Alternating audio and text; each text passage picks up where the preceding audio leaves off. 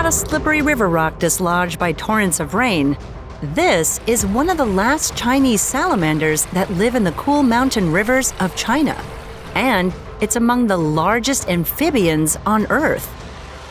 What's killing these river giants? And how can these salamanders hunt with their terrible vision? They may be slipping out of our planet's grip, but we've captured everything you need to know about the Chinese salamander. Chinese salamanders are the largest among the 3 giant species of salamanders. Prior to becoming critically endangered, they could grow to be 1.8 meters in length and weigh as much as 50 kilograms. Today, the largest can still get to 115 centimeters in size. That's about as big as a 6-year-old child. With a life expectancy averaging 60 years, Chinese salamanders can also outlive some humans, which was definitely the case for one 200-year-old specimen found hiding out in a cave back in 2015. Thanks to their flat-rounded heads and long bodies, they can look like giant eels and are just as slippery and slimy. But some people find these paddle-tailed, grayish-green or brown creatures with 4 stubby legs rather cute. I'll let you be the judge of that.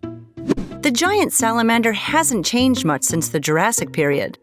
They're just as old and obviously more resilient than dinosaurs, but they're not the most athletic swimmers.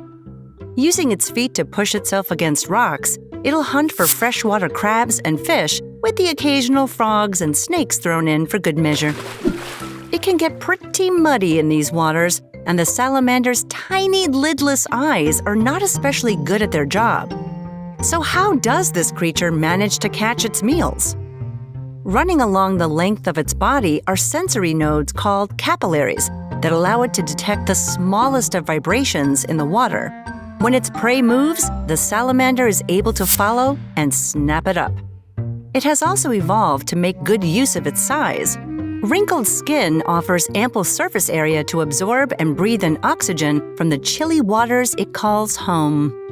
It has lungs, but their primary use is to maintain buoyancy in the water when they're not being used to breathe on dry land. Weirdly enough, the Chinese salamander makes a hissing sound when it breathes, but it doesn't really have any vocal cords. Some describe it as the sound of a baby crying, which has earned it a nickname from the locals, the infant fish. That's not all. The salamander can also produce other wacky sounds like barks and whistles. Multi-talented. Its skin is also equipped with granular glands that produce an acidic, sticky secretion to repel predators. Lab tests have shown that this substance is toxic enough to kill mice. But the secretion doesn't work on humans, the Chinese salamander's main predator.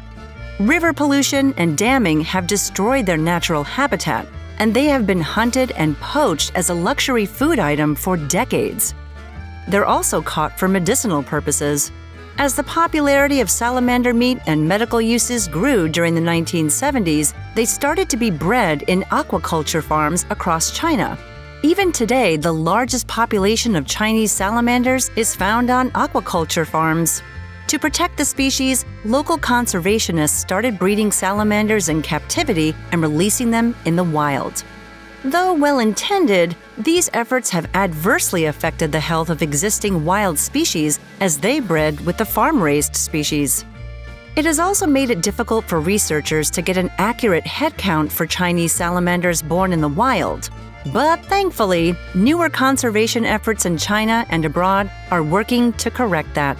If this endangered salamander has not quite managed to melt your heart, you might want to meet the adorable axolotl in another episode of Crazy Creatures. Growing to impossible lengths and oozing sticky slime to repel predators is what Chinese salamanders do, and that's why they're crazy creatures.